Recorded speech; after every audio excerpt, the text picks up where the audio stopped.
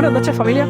Vamos a recordar aquella frasecita tan famosa de von Clausewitz de la guerra, aquello de que la guerra es la política por otros medios, y cómo este tipo de cosas se puede extender. Si la guerra es la política por otros medios, hay muchas formas de hacer política y sobre todo hay muchas formas de hacer la guerra. Y por eso vamos a hablar de un caso que está muy de actualidad, que es la guerra jurídica, la guerra judicial, la guerra mediático-judicial. Ahora mismo, el Partido Socialista Obrero Español, lo que en un país civilizado sería el centro-derecha moderado y laico, pues está bastante preocupado por este tema.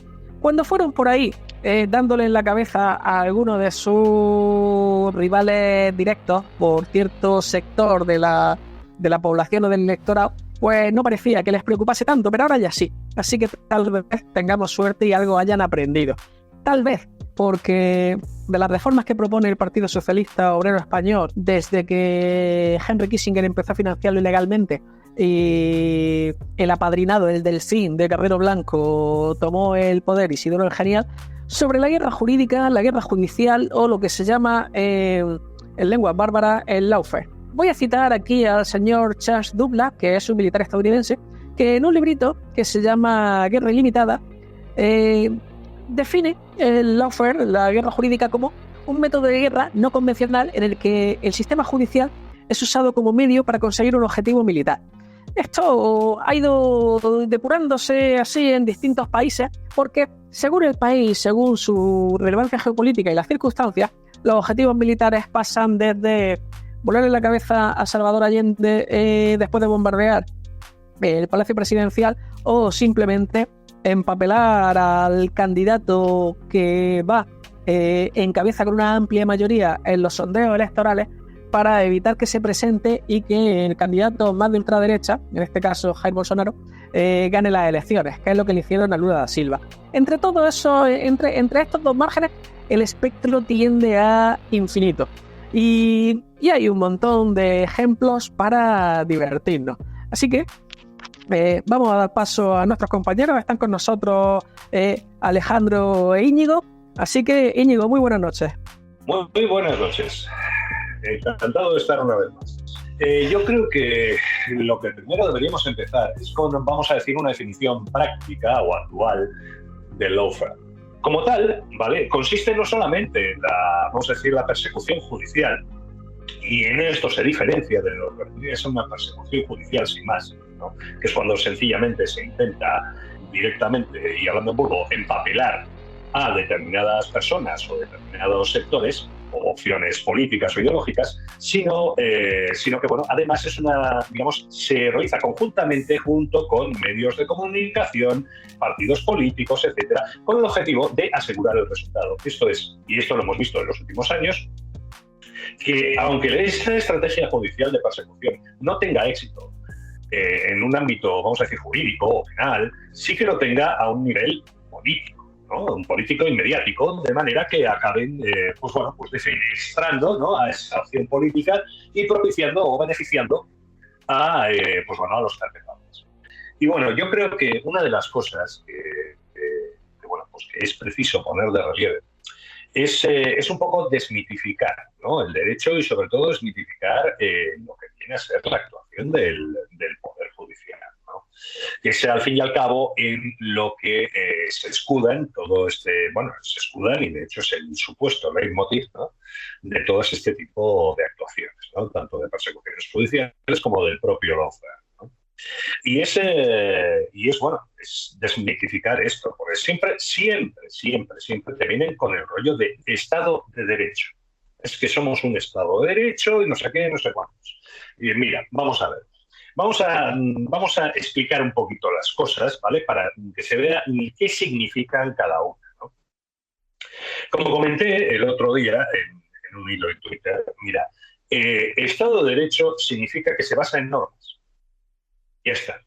No en la voluntad de nadie, ¿vale? Sino, no en la voluntad de un soberano ni nada de esto, sino en una serie de normas, ¿vale? Y todos los implicados, ¿no?, en ese Estado tienen la obligación de seguir esas normas, incluso los que mandan, ¿no?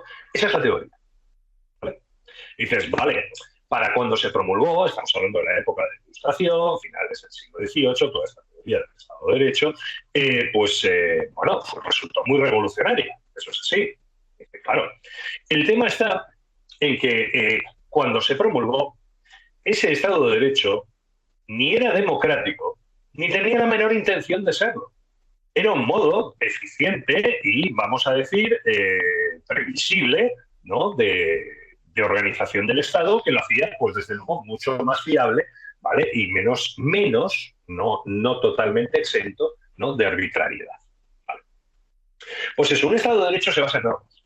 Nadie dice que esas normas tengan que ser democráticas.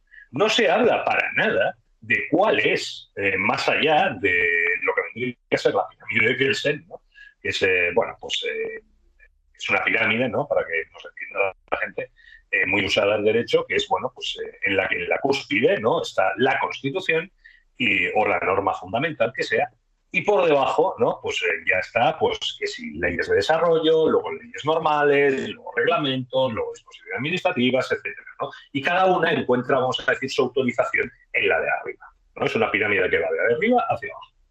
Bien, pero salvando esto, nadie dice que esas normas tengan que ser justas, ni que no establezcan privilegios, ni que esa norma fundamental y esa fuente de normas tenga que ser democrática. Nadie dice eso, ¿vale? Lo de la democracia vino después. Vino después y es un añadido. ¿Vale? Dicen, no, es que estas normas tienen que ser democráticas y tienen que tener un control democrático, etcétera, etcétera. Pero es un añadido posterior. No viene en el concepto original de Estado de Derecho. ¿Por qué es importante esto? Porque normalmente con decir Estado de Derecho no significa nada. Es una frase que no significa nada. Dicen, vale, sí, un Estado basado en normas. ¿Es mejor que uno basado en, no sé, en un rey o en un líder carismático y en su voluntad? Pues evidentemente es mejor. Pero ¿es la panacea a todos los males? ¿Lo justifica todo? Pues absolutamente tampoco. ¿Vale? En este caso, pues bueno. Y esto nos lleva a qué significa Estado de Derecho aquí, ahora mismo, ¿no? En nuestra sociedad. Cada vez que se menta estos temas, pues bueno, pues como por ejemplo en el caso, pues, el último, el que lo ha puesto de actualidad, ¿no?, el de Begoña Gómez, o en los últimos casos, ¿no?, contra Podemos, contra la izquierda en general, ¿no?, no solamente Podemos, ¿no?, contra la izquierda en general, por recordarme de los titiriteros, por ejemplo, y etcétera, pues bueno, a lo que se siempre te mencionan la ley a palo seco o grandes principios. Es algo que siempre me hace mucha gracia, ¿no? Cogen y te citan la ley de enjuiciamiento criminal. Y yo, no, que está muy bien, que yo también la conozco, ¿eh? Lo mismo que, bueno, pues te vienen con una maravillosa cita de Caría o algún otro gran autor clásico de derecho. Que está muy bien, ¿eh? O sea, está muy bien y dicen, vale, muy bien, pero aquí estamos hablando de cosas concretas, no de grandes principios ni de cosas muy bonitas. Y como, por ejemplo, ya ha mencionado Alejandro, ¿no? A ver, la función del Poder Judicial, y esto es así, es preservar un determinado orden de cosas, un establishment. No es el derecho. Como por ejemplo, y lo ha venido demostrando no solamente en estos casos de lawfare, ¿no?, vamos a decir, los más espectaculares, ¿no?, los que hemos estado hablando, ¿no?, cuando bueno, pues se dedican a determinadas persecuciones políticas y a determinados, pues, vamos a decir, servir a determinados conglomerados políticos y mediáticos, sino también, pues bueno, en el día a día, ¿no?, como decía Alejandro, por ejemplo, en el caso de lo que he comentado de las famosas cláusulas suelo y la Sala Primera del Tribunal Supremo, ¿no?, un combate que hubo durante años y que finalmente tuvo que arreglar el juez, ¿no? Claro, cuando ya era tarde y el daño estaba hecho, ¿no? Lo mismo, pues bueno, son casos en que afectan a centenares de miles de ciudadanos en los que, bueno, lo que se intenta es preservar un determinado establishment, ¿no? Un establishment económico y social, ¿no?, el de la banca, ¿no?, el de la banca y, por supuesto, a todo aquello que son clientes de ella, que básicamente hoy en día es todo el mundo, ¿no? De manera que, bueno, pues ahí no existe ninguna razón jurídica. No existe ninguna, ¿no? Como bien ha comentado Alejandro, o sea, no existe una razón jurídica. O sea, de hecho, es que va totalmente contra todo el conocimiento jurídico hasta el puntero día de hoy. Por eso el TJUE no vaciló ni un segundo en decir, pero a ver, tú te drogas, pásanos algo de lo que te metes o tú tienes otras intenciones, ¿no? En todo caso, esto no vale. Pues pues esto es lo mismo. Se me ocurren también otros ejemplos, ¿no? Por ejemplo, ahora mismo, ¿no?, que está de actualidad, pues la guerra, auténtica guerra que tiene contra el Tribunal de Juez, ¿no?, el Tribunal de Justicia de la Unión Europea, en la Sala Tercera del Supremo, que es la del contencioso administrativo, que lleva los temas de funcionarios, sobre el tema de la temporalidad. El mayor empleador en fraude, y esto es conocido y esto es admitido por todo el mundo, el mayor empleador en fraude de este país es la administración. El Poder Judicial llegó a inventarse una categoría especial para no aplicar el derecho europeo, ¿vale?, que obligaba a que cuando existen abusos en la contratación temporal o esa contratación temporal no está justificada, pues se rigen los mismos principios que los derechos privados. Dice, oiga, la respuesta es la fijeza, ¿vale? Pues vamos a decir, agarrándose a una determinada interpretación muy concreta y en contra de la normativa internacional del artículo 103 de la Constitución, en el que se dice, bueno, pues que al empleo público se accede por concurso público, ¿no?, en condiciones de igualdad, etcétera, etcétera, mérito y capacidad, cosa que, por cierto, esos empleados temporales ya han pasado, ¿no?, porque no puede ser, normalmente las bolsas de trabajadores temporales, para el que no lo sepa, se hacen con todo aquel que aprobó la oposición pero no sacó plaza. Entonces entran en las bolsas temporales, evidentemente sí desean entrar en las bolsas temporales, y son los que van llamando para hacer esas sustituciones que luego duran 20 años, ¿no?, y que son las que van a los tribunales. Bien. Pues, por ejemplo, ¿vale?, o sea, con lo cual, pues bueno, pues no tiene validez ese tipo de interpretación, pero sin embargo, pues bueno, a través de diversas sentencias, como Montero Mateos, una recientita, este mismo año, ¿no?, en la que de hecho ya el TJUE ya pone los puntos sobre las sillas diciendo que esa categoría que he mencionado antes y lo he explicado, que es la de indefinido no fijo, por lo que es lo mismo, que eres fijo hasta que cubran la vacante, o sea, y te echen, con lo cual de fijo no eres nada, ¿vale? Pues precisamente es otra forma de un contrato temporal sin fecha de finalización, ¿no?, hasta que la administración lo decide. Y bueno, pues dijeron, no puede sustituir, atención, o sea, el TJUE dijo algo tan evidente como no puede sustituir un contrato temporal por otro, porque entonces no estás arreglando nada, ¿vale? Esto viene de una multitud de sentencias que ha habido en los últimos años en las que tanto, pues eso, como he dicho, el Tribunal Supremo se dedicaba literalmente a hacerse el sueco para no aplicar el derecho europeo tal y como el TJUE decía que se tenía que aplicar. Que recordemos, el derecho europeo forma parte del derecho interno y su intérprete autorizado es el Tribunal de Justicia de la Unión Europea. Pues sin embargo el Tribunal Supremo no quiere. ¿Por qué? Pues un poco por lo mismo que lo de la banca. Porque la administración sigue siendo el empleador más privilegiado de este país y que puede contratar en fraude de ley y al fin y al cabo nunca va a pagar las consecuencias, ¿no?, que es lo que se ha venido haciendo en los últimos años, ¿no? Así que, ese es otro ejemplo, ¿no?, que afecta a miles de ciudadanos, ¿no?, y que sin embargo, y de trabajadores, de hecho, empleados de la administración, que sin embargo, pues ven negados sus derechos. ¿Por qué? Pues porque sin una razón jurídica, esto es lo importante, sin una razón jurídica, de hecho, en contra de la interpretación del derecho europeo, que recordamos es derecho interno, o sea, del propio intérprete autorizado, ¿vale? Dice, ¿por qué? Para preservar una serie de intereses políticos. Por eso digo que en este país el Estado de Derecho pues es un poco sui generis, ¿no? Si nos viene bien la norma, que por cierto ya está diseñada para que ganen ellos, ¿no?, pero bueno, si nos viene bien la norma, evidentemente la seguimos, y si no, la retorcemos el pescuezo hasta que diga lo que nosotros queremos, ¿no? Evidentemente, pues como he dicho, ¿no?, en este caso, que son dos casos, ¿no?, pues tanto el que mencionó Alejandro como el que he mencionado yo, pues son dos casos muy evidentes, ¿no?, en los que, a ver, me estás yendo contra el derecho, ¿no? O sea, a ver, aquí se te está viendo el plumero a base de bien y encima tienes una afectación general, ¿vale? Esto no afecta a una persona, a una serie de personas concretas, esto afecta a todo el mundo, ¿no? Y la razón, pues como siempre, es la preservación de un establecimiento económico y social. Esto, claro, Esto, claro, dices, joder, me lo dice mucho, me lo pregunta mucho la gente, joder, ¿y el Poder Judicial?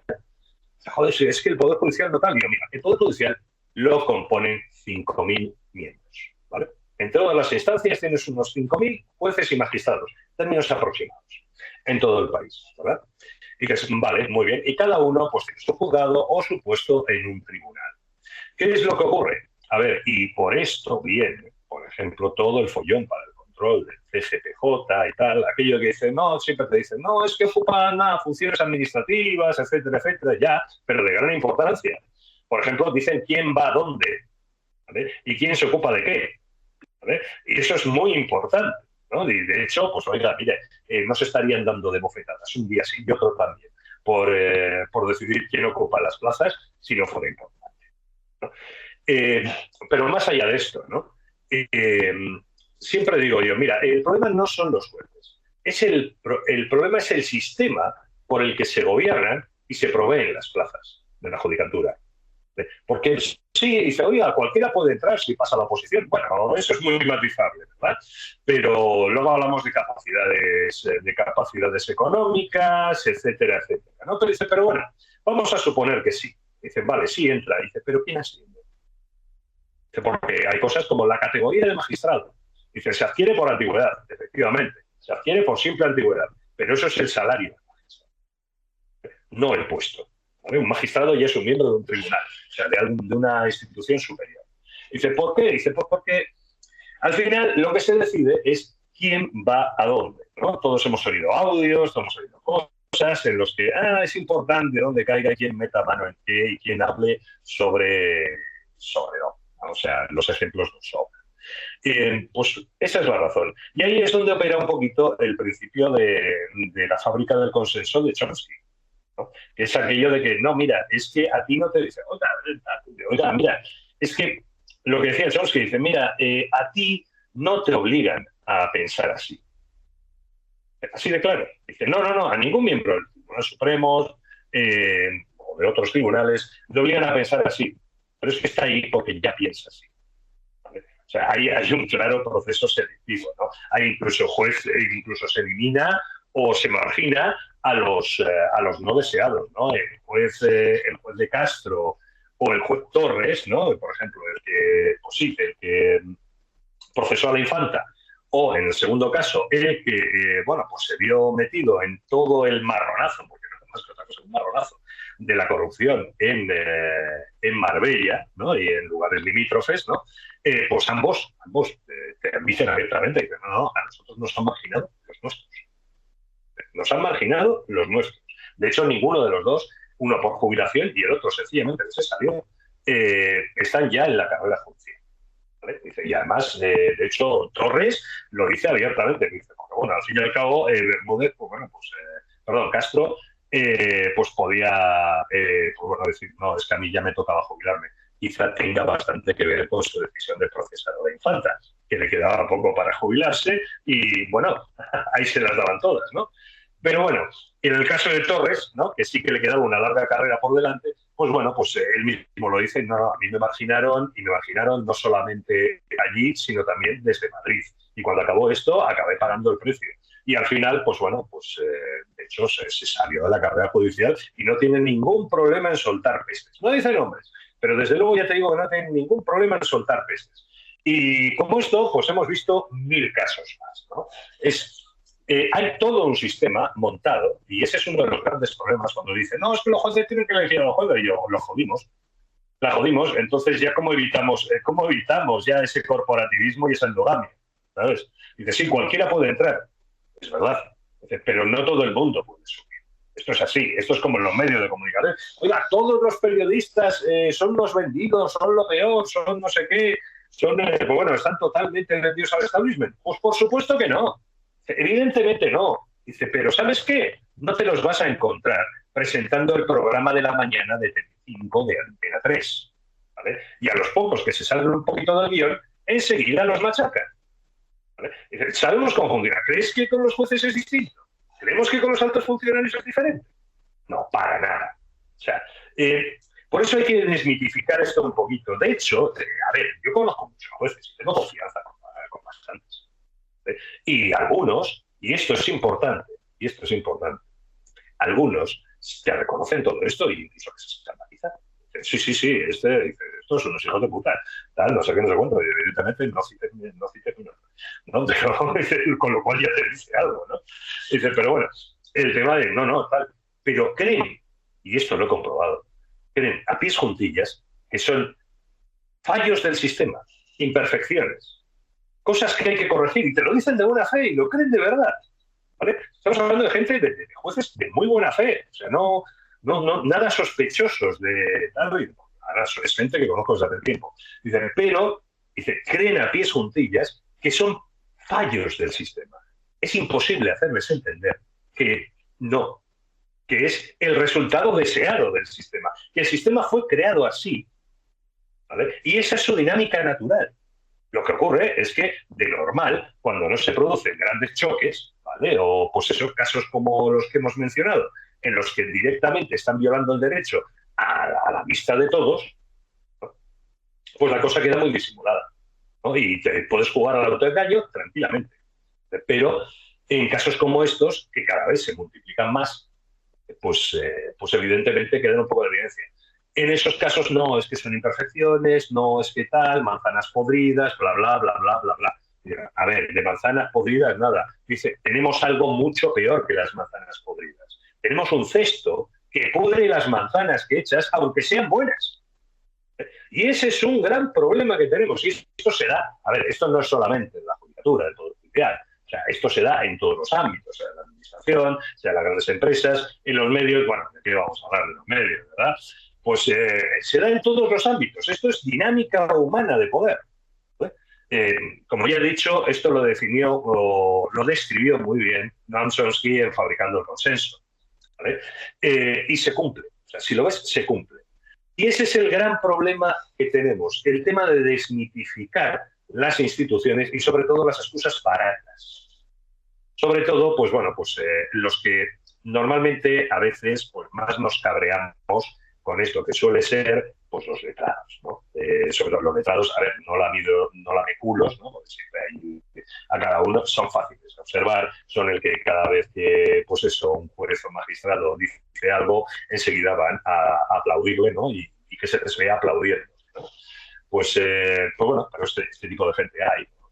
Existe, o sea, es esa lacra, todos tenemos un compañero de trabajo que es así, te diriges a lo que te dediques, y generalmente más de uno.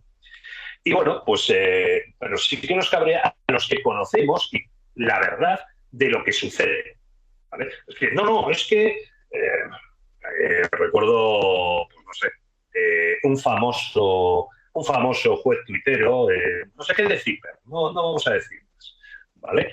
En el que dice, es que conforme a la ley de enjuiciamiento criminal, y coge las citas sin más, ¿vale? Como si los demás no lo supiéramos.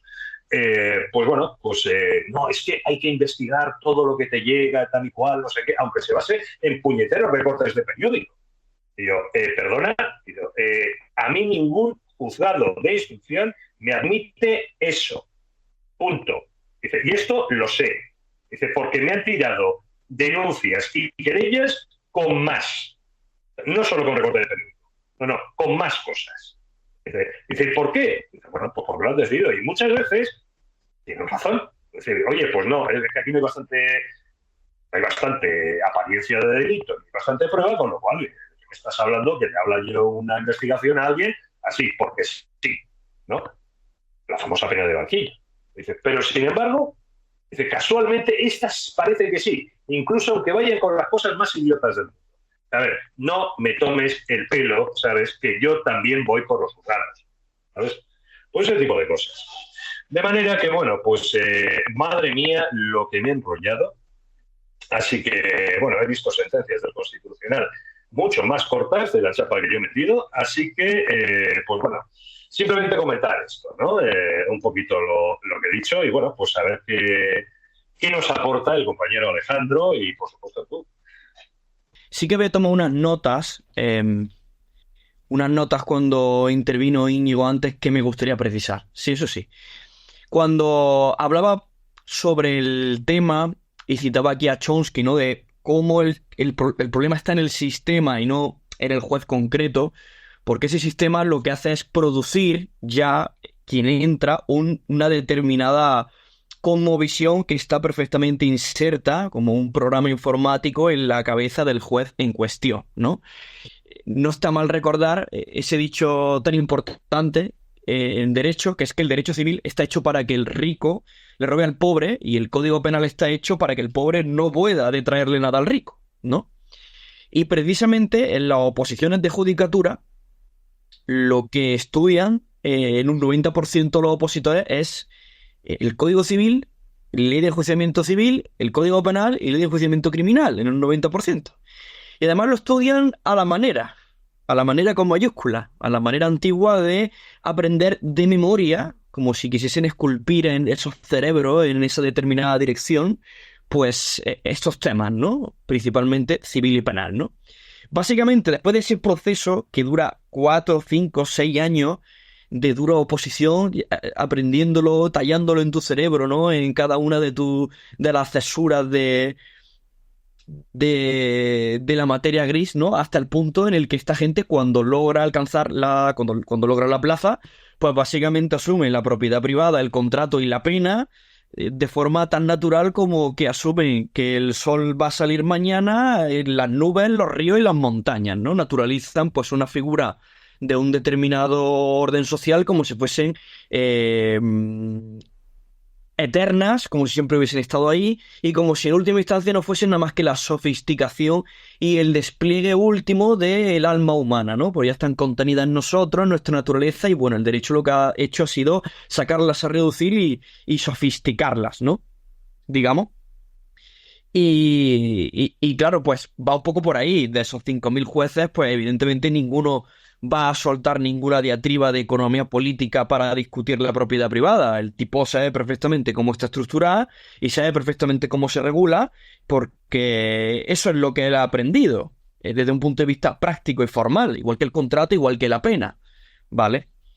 Y esto nos lleva también a uno de los apuntes que tomaba en la intervención de Íñigo, que decía, esto es derecho como conjunto de normas, esto es derecho de quién, ¿no? Pues ¿de quién va a ser? Pues de quien manda. En este caso, no por nada, si estuviésemos en el feudalismo sería la clase nobiliaria, pero seguimos viviendo en un capitalismo industrial de Estado moderno, así que quien manda es la burguesía. Y dos ejemplos.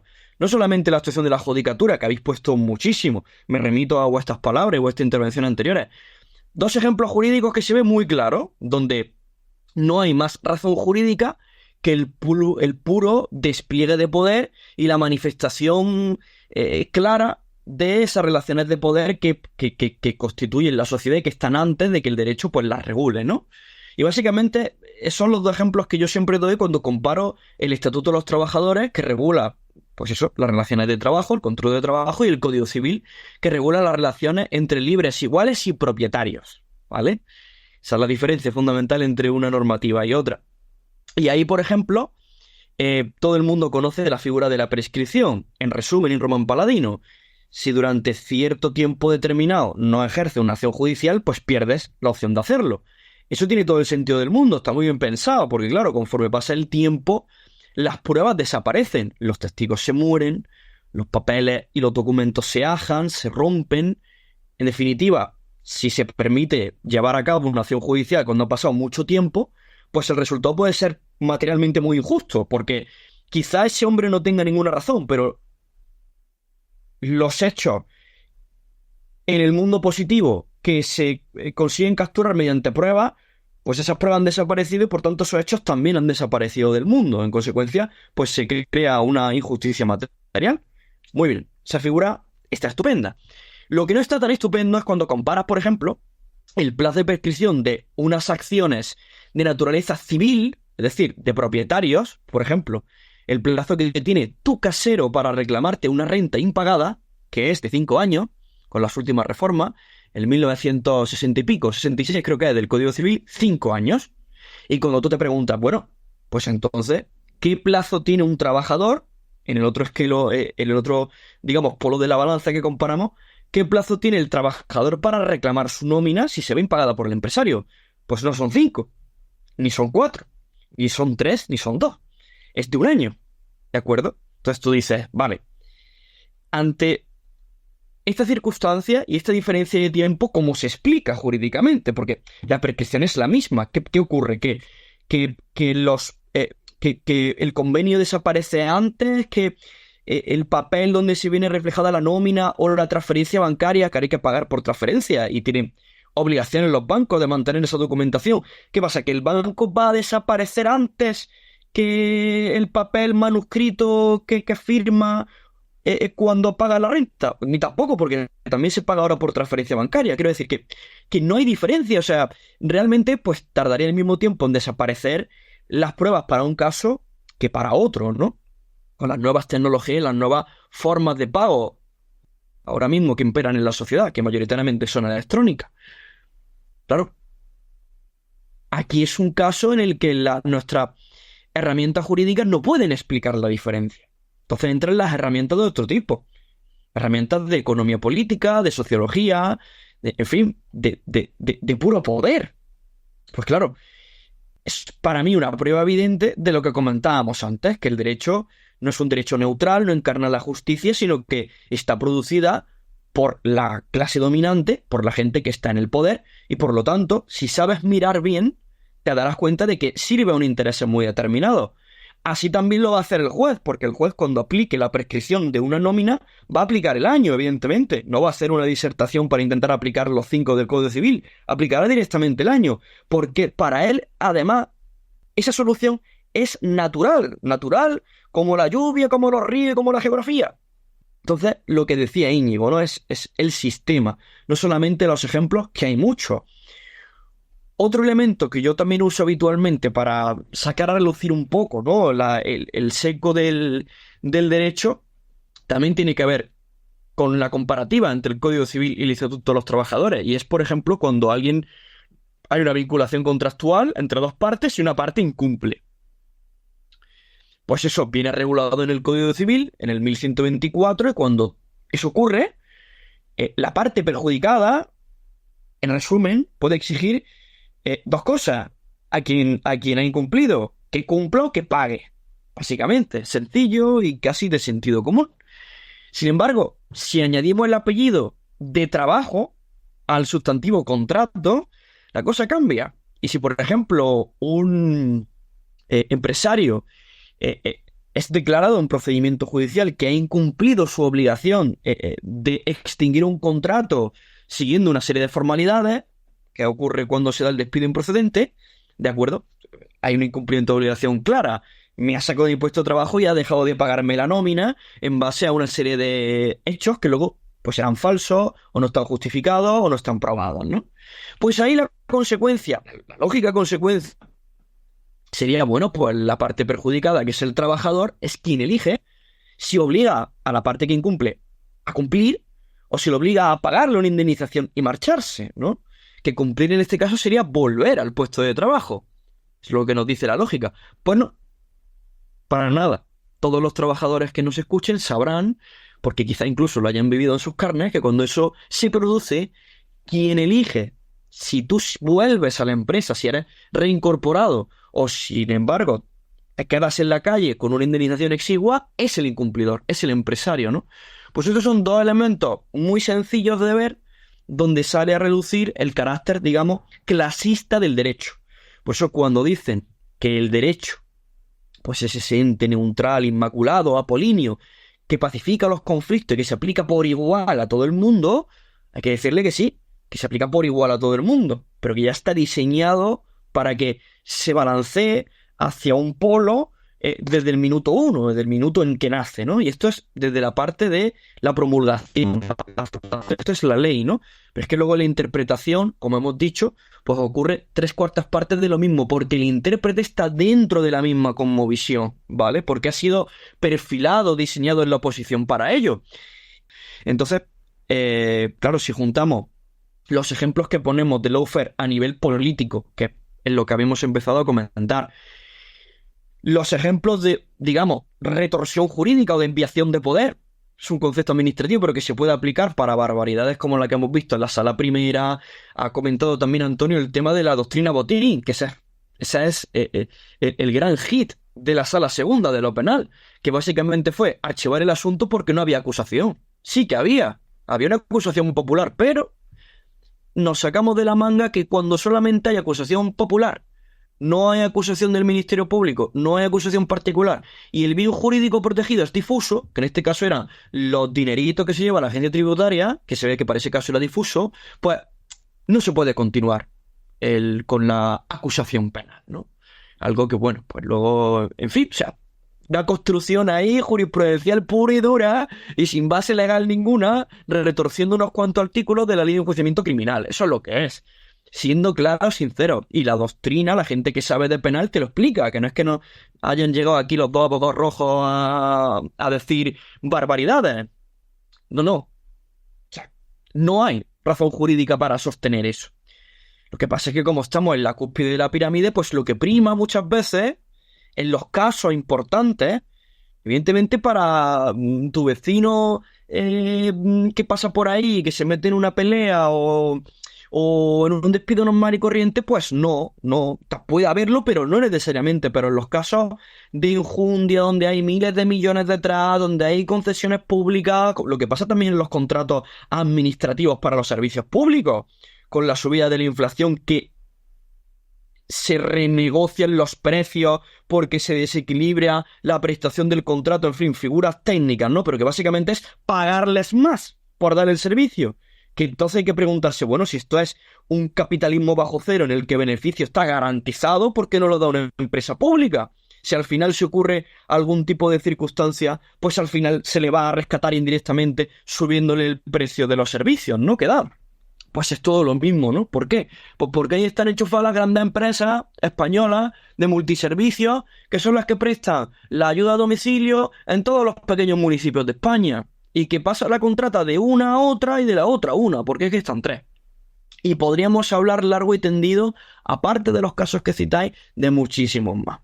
Entonces realmente aquí esto se ha convertido un poco en un simposio sobre el sistema jurídico, los tribunales, el lawfare y un montón de cosas, pero yo creo que están todas relacionadas y cuando las conoces críticamente y sobre todo hablas del caso concreto, con la sentencia, pelo y señales, la fecha, dudo que nadie nos pueda decir que somos unos populistas que hablamos con la brocha gorda, ¿no? Yo creo que las pruebas están ahí y a ellas me remito.